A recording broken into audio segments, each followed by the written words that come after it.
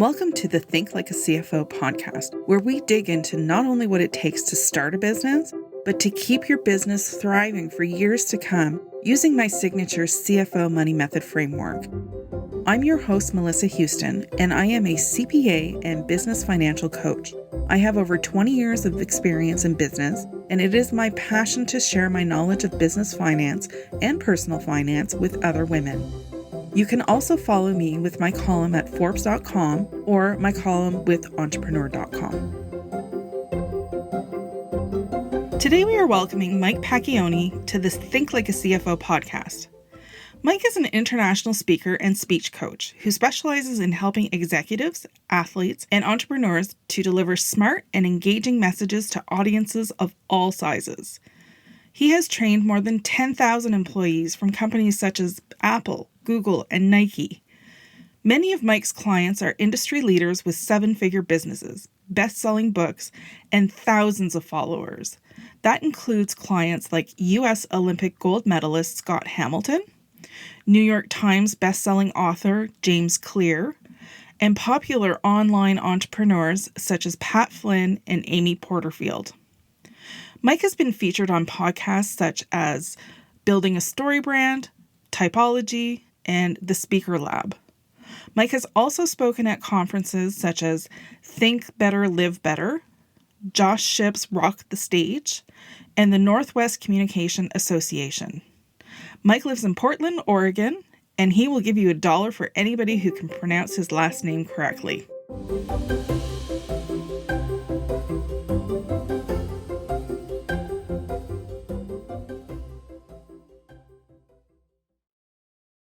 Hey, Mike, I am so happy to have you here today with us at Think Like a CFO podcast.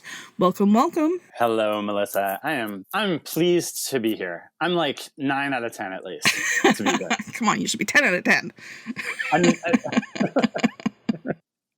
At least 9. Yeah. Okay, I'll take that as a huge compliment. Okay, so I want to dive into everything, and I want you to talk to my listeners a little bit about what you do. I feel so lucky to be able to do what I do. I coach people on communicating better, primarily in the form of speeches. So I'm not the most confident person in the world, but for some reason, if you put me on a stage, if you put me in a job interview, if you want me to lead a meeting, if you want me to write an email, things like that, I soar. And that's great for me because those are things that most people either struggle with or are really nervous with or just don't like doing. And so for me, I get to do that all the time. It's my favorite thing in the world is to help someone who is really smart, really good at what they do and help them to come up with a way that is clear and creative to communicate it. And again, usually that's from stage. So helping someone that has good ideas and figuring out how they can communicate them from stage in a way that motivates the audience, inspires the audience, persuades them to make their life better. That's really amazing because I have seen you speak virtually now because of COVID, but we'll get into that later. Oh, yeah. But I definitely see your charisma when you're talking and stuff, and I totally envy that because for me as an introvert, and I'm sure a lot of people can relate to this, getting on stage is my biggest nightmare. But why? Why is that your biggest nightmare? Talk about being on the spot. Like the spotlight is right on you. Everybody's looking at you, and it's just like, I would be so nervous. But you're recording a podcast right now. Like, is it because of the spotlight? Is it because of the spotlight, like the lights on you? Is that what it is? It's because the eyes, it's live. Everybody's staring at me. With a podcast, If I say something stupid, I can delete it. I can edit that. When I'm live, I'm like, oh boy, like this is it. There's no turning back. And you must get that a lot with your clients. Yeah, I do. And actually, let me fix that for you. Now, there are limits to this because if you say something that's truly stupid, then that's hard to come back from. But what your audience wants more than anything else is they want to have a moment with you. So they want you to be present with them on stage. And what that means for you is that it's actually okay to screw up. So it doesn't have to be perfect, which I realize can be counterintuitive for CPA types. But when you're on stage, you don't have to be perfect. It doesn't have to be the exact script you wrote out. There doesn't even have to be a script. I like to give this analogy. So I was once told, I've never met a professional juggler, but I've been told by someone who interviewed a professional juggler that in every performance, there will come a time where they will screw up. And they actually do that on purpose because it makes it seem more real to the audience. And that's like, honestly, I'm not saying the audience wants you to be clear, they're not like dropping a chainsaw on their hand or anything like that, but just like a ball or a bowling pin. So it would be because it makes you more relatable? I think that jugglers do that so that the audience keeps paying attention. But I would say beyond that, it's also that, yes, you seem like a real human being. Now, I would not ever tell someone you need to intentionally screw up a part of your speech. But what I would say is, if you do, it's okay. You can go fix it. Sometimes those are the things that people remember the best. And I will tell you that for me, it's actually really fun sometimes when, and again, this is not like a total screw up, but just when I talk, I say the wrong word or the video won't start. If I can get through that smoothly and do it with ease, it's really impressive to the audience because they're expecting a speaker to panic. Okay. Long way to say, Melissa, you don't have to be perfect. It's okay. I know all the eyes are on you, but they're also rooting for you. Well, see, right there, you've inspired me. That's what we're going for. Can you tell us a little bit about what life was like as a speaker before COVID? I love being on stage and speaking, and I love helping people with that. So for 7 years, I worked for a company called Duarte, they're based in the Bay Area, flew to all these big, impressive companies all over the world. So went to Switzerland to do workshops for Nestle, went to Germany for ad agencies, did workshops in the US for Apple, Nike, Google, all these impressive companies, right? That's pretty impressive. And I know. And that, I got really conceited about it, if I'm being totally honest. Like by Really? the end of my tenure, I would just forget that Google was a big deal. Seriously. Because I've been there. So it's just like, oh, yeah, I'm going to Google. I'm like, oh my gosh, I'm going to Google. Or I'm going to Nike. Like these are important places. These are places that get thousands of applicants for one role. Yeah. But I got conceited with it. That said, I loved doing that job. It was so fun going to places and teaching people how to present better. And when I say present better, I mean the writing of the talk, the slides, and their delivery. I loved doing that. However, we had a kid last June. We had our baby boy, Luca, last June. I always knew that was going to be my out point. So I left Duarte last May.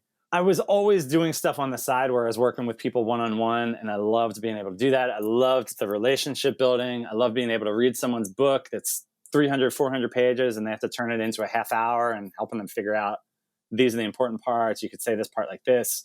This would be a more creative way of starting it. Like I loved doing that. So I went and did that. I started coaching people for myself after Luca was born, and it was just the best. I loved helping people on stage. I loved being able to give them stage directions and say, okay, so for this part, you need to walk across the stage. Or for this part, you need to be dead center on the stage. You need to look down for a minute. You need to then look out at the audience. I loved being able to do that stuff. That was the best. And then COVID ruined everything. Yes, it certainly did. So I would love to know how you pivoted from that. How do you take something, where you're working very much in person to no longer being able to do that? Gosh, I wish I were more proud of what happened. So the first part of COVID is first of all, the health risk. And then it doesn't take that long for your brain to go into how does this affect things economically? Mm-hmm. And I just candidly, I figured this was a direct hit. Every time there's a recession, there's one industry, two industries, a few industries that get crushed. And I figured this was it. I figured live events, what the heck is going to happen? I knew that there was such thing as a virtual presentation, but I had trouble picturing a scenario in which, so most of the people who would hire me to help with a speech is because they were getting paid by an event organizer. And I had trouble picturing a scenario in which event organizers were shelling out tons of money for people to keep speaking. So I'm just like, this is really bad. I don't know what's going to happen with this. And then I'm feeling really dumb because I hadn't done enough of the work to get people on my email list. Like a lot of the online work that you and I now know to do, or you might have known to do this at the time. I just hadn't put in enough of the work because I was getting clients via referrals. All of a sudden I'm like, oh gosh, how am I going to find clients? Who's still paying people to speak? I'm really panicked. And then it's made worse so my wife is a nurse, which is wonderful, But it also meant that she's still going to work. Everybody else is working from home. Jess is going to work. We have a baby. She's working 4 days a week. So now I'm on full-time daddy duty with also a really high maintenance dog. Do not discount that. I'm like, oh dear, like how am I going to do this? My parents are in San Diego. They live in Philadelphia, but they were in San Diego. They drove across the country. There's just a lot of stress that's all going through my head. Mm-hmm. And what I wish that I had done is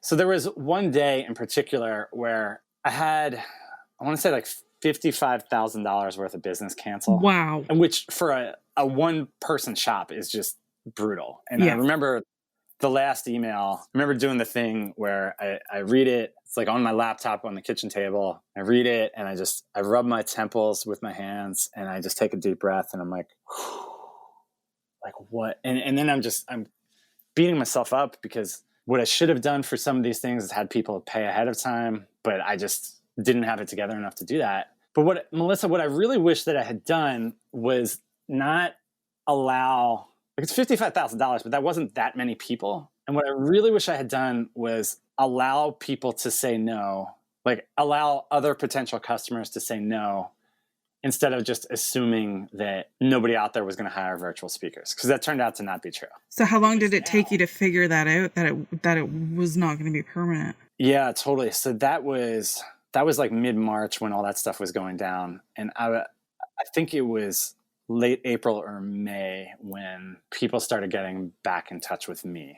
So there were like a couple people who got referred in my direction. There were a couple of those people who did cancel, wound up reaching back out and they said, oh, this is cool. I'm going to be able to give this speech anyway. There was one woman in Australia who I think was like the biggest glimmer of hope for me, that like she will never know. Well, I guess she'll know if she listens to this podcast, but outside of that, she will never know how helpful it was to have her as a client, because that was someone who I could work with after hours. Like Jess is working 8 to 5 and I could take a call with Selena at 7:30, 8 o'clock at night. I also reached out. I mean, one smart thing that I did reach out to people and ask about working on Saturdays, which, is not my favorite thing to do. Even during quarantine, it felt wrong.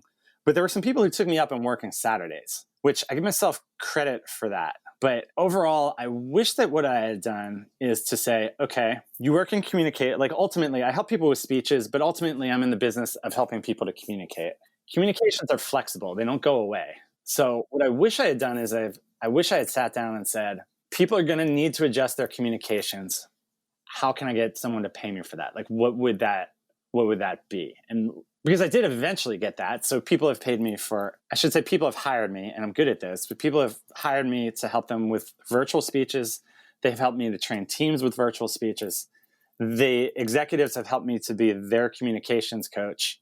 So there wound up being a lot of stuff that people would hire me for, but I just took one really bad day of people canceling to mean the next 18 months were going to be a disaster. That's really how I took it. So just to clarify, when people started coming to you, approaching you, a month or two into the pandemic, are they requesting the same type of services, or did everything get moved online? Yeah. Oh, totally online. Yeah, completely. So I haven't met with anyone in person in months and months and months. And how did you find that transition, teaching people from in person to doing virtual presentations? I haven't found it very hard. When it's one-on-one Zoom calls, I was doing that anyway, so that really wasn't hard. Helping people with virtual presentations, I have had the blessing of doing online workshops, so I know a bit about what can help people with that. It just didn't occur to me that was something that was going to be that hard for people. And I think that being able to coach people through tactics for presenting online or virtual, and it's also being able to coach them through the mindset that you need to bring to the table has been huge.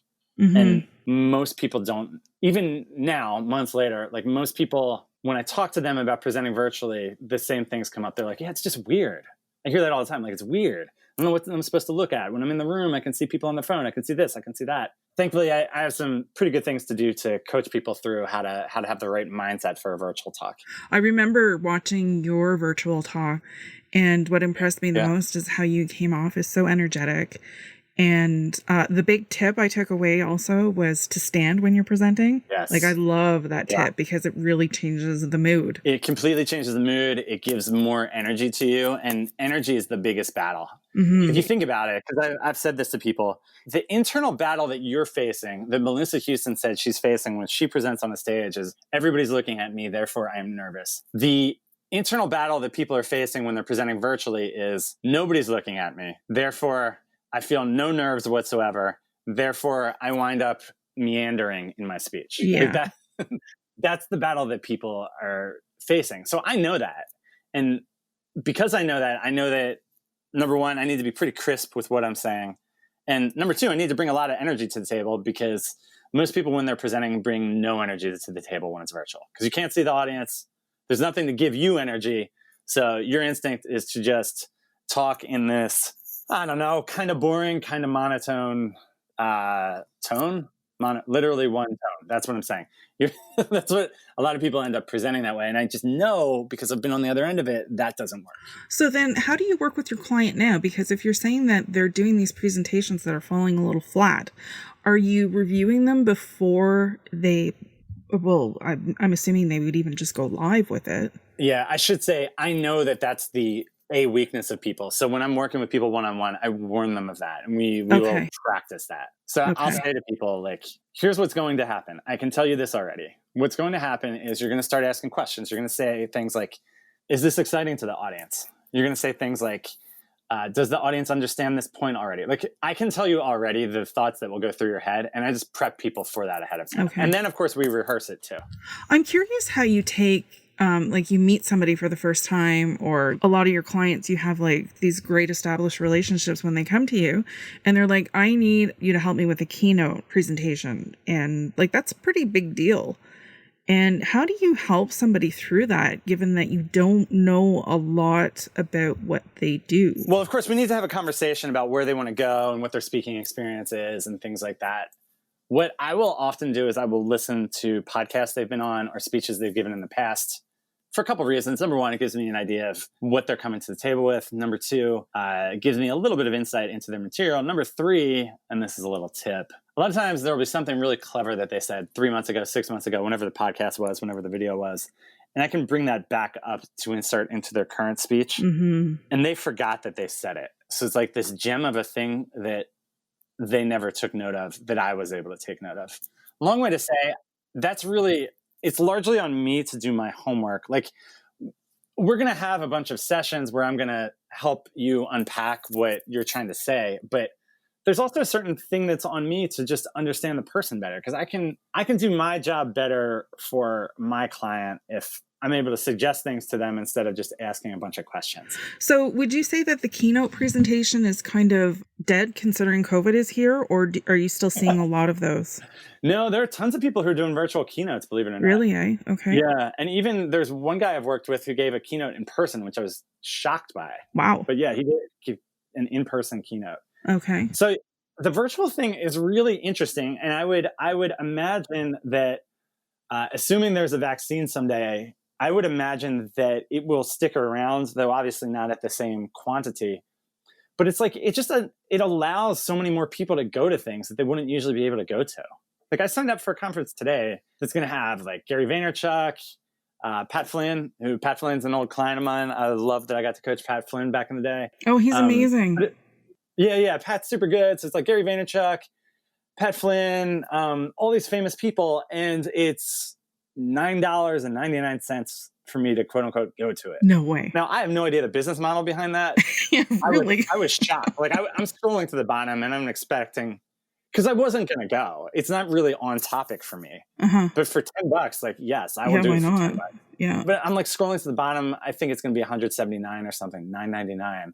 But like those types of keynotes, because if you think about it, they don't even need to be recorded live. So if you think about it, if I'm a speaker invited to present at this conference and they're going to pay me some amount of money and I can record it whenever I want, that's a pretty attractive proposal versus I have to fly on a plane to Orlando or San Diego or wherever and be out of pocket for 3 days. So I think that I think the virtual thing is going to be around in some form. That's going to be around for a while. I know for me as an attendee, I love them because you don't have the travel expenses that go with attending these conferences now. Totally. Yeah. Cause like what's the last conference you went to? So if the conference is $499, but Melissa needs to fly to wherever, like you're definitely spending $1,000 at least. At versus least 10. So I don't know. That'll be an interesting question for like 2021, 2022 to see how many virtual conferences stick around. That'll be a really interesting thing to keep tabs on. But yeah, anyway, I'm taking a long time to make my point here, but the virtual keynote is actually a real thing. And I think it's going to stick around. So having been through COVID and having all your plans change and being completely sidetracked, now that you've gone through it, is there any lesson that you can take away from this horrible experience? Yeah, I think there are a few things. Number one, and I mentioned this already, but I wish that I had allowed other people to say no or other companies to say no instead of just doing it for them. Because I wound up finding a good amount of companies and customers to help with virtual presentations, but that should have happened sooner. So I wish I had done that. I wish, this is a really basic one, but it's really dumb that I never sent an email to friends just saying, hey, here's a thing that I'm offering. Like, I'm offering to help people with virtual keynotes.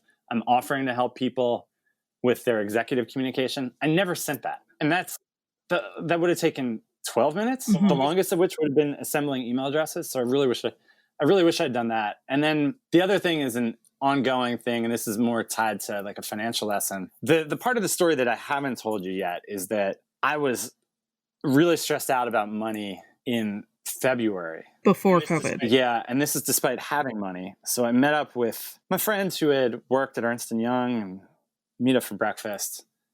Shows up with his moleskin, and he's got all these questions to ask me. But his number one, after we talked for a while, he's like, Mike, all of your stress relates back to the same thing. You don't know how much money you have. I'm like, yes. Bingo.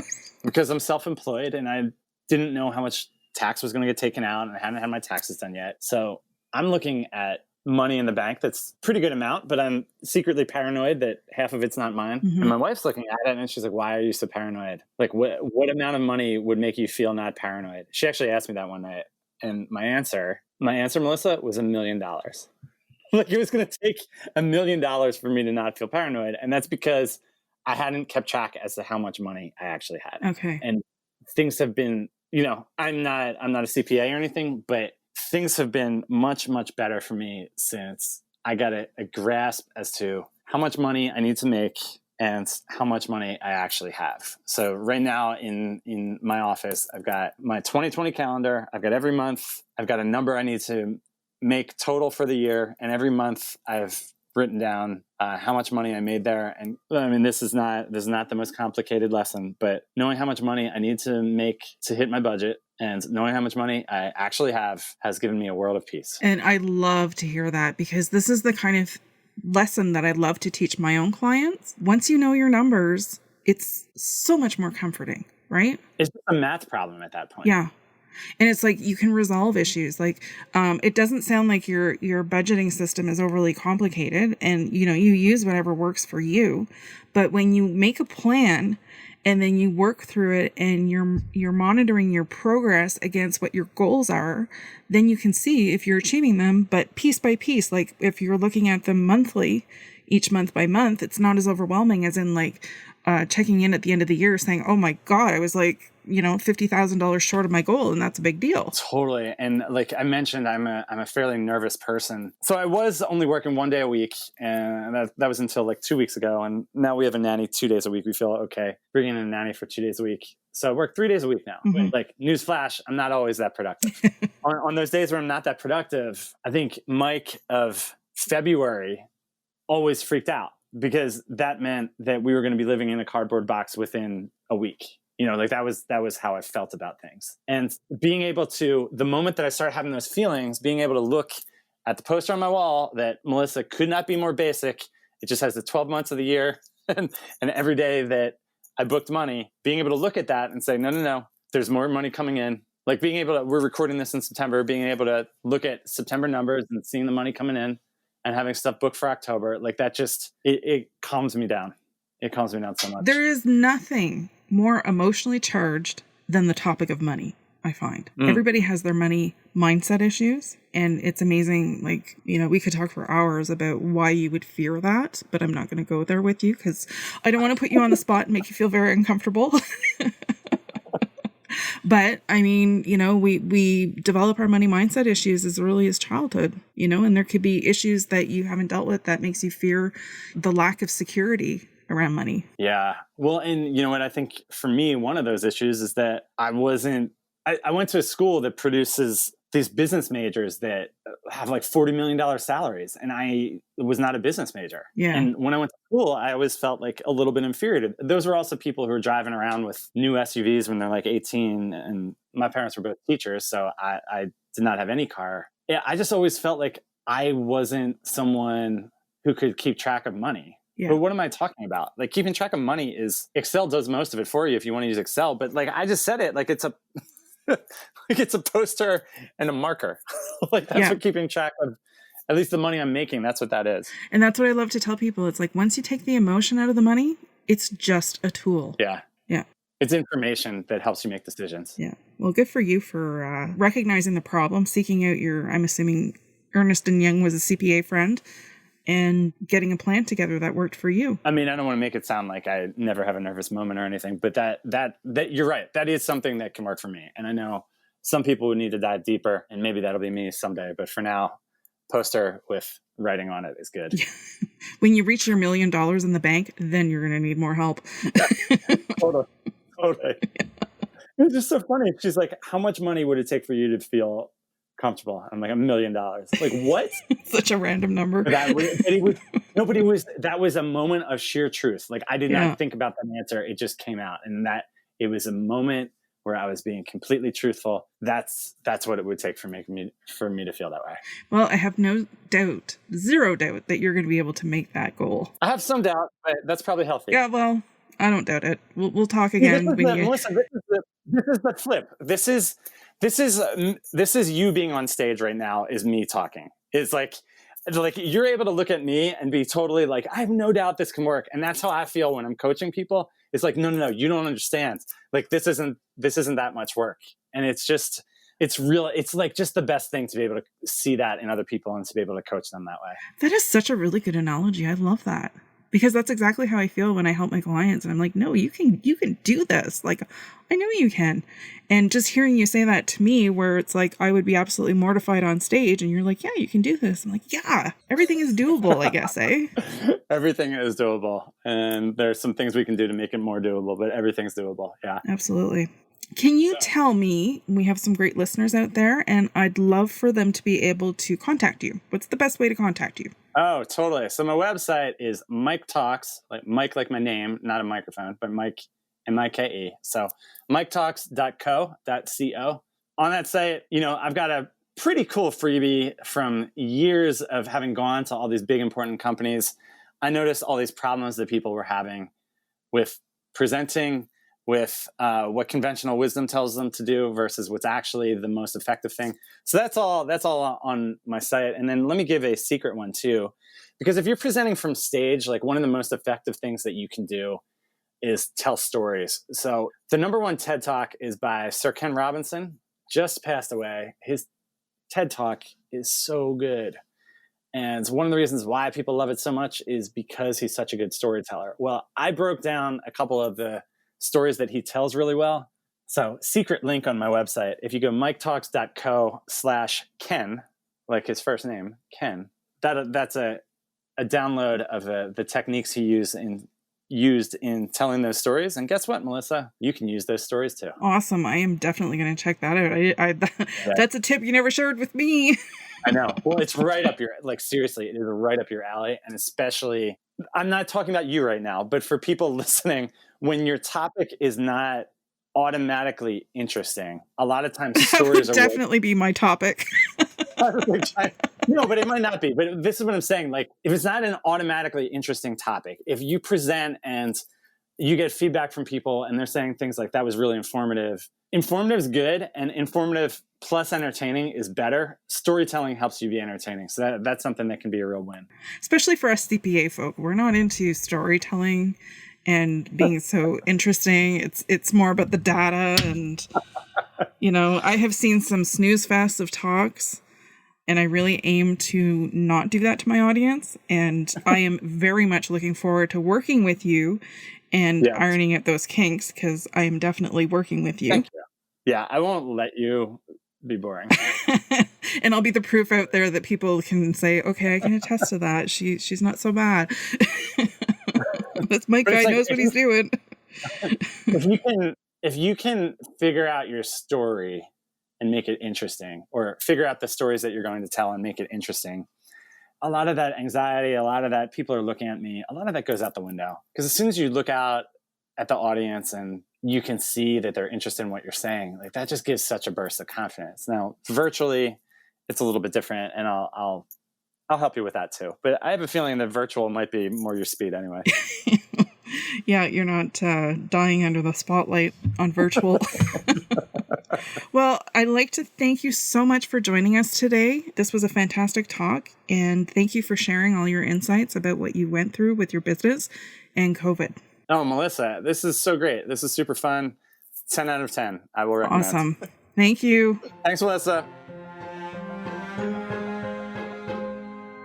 Thanks for listening to the Think Like a CFO podcast with Melissa Houston, CPA. If you've enjoyed this episode, leave us a review. Your ratings and reviews help more people like you find our podcast. Don't forget to hit subscribe and share this episode with someone you think would love it. Until next time, I'm Melissa Houston, and remember, nobody will ever care about your business as much as you do. So never give your financial power away.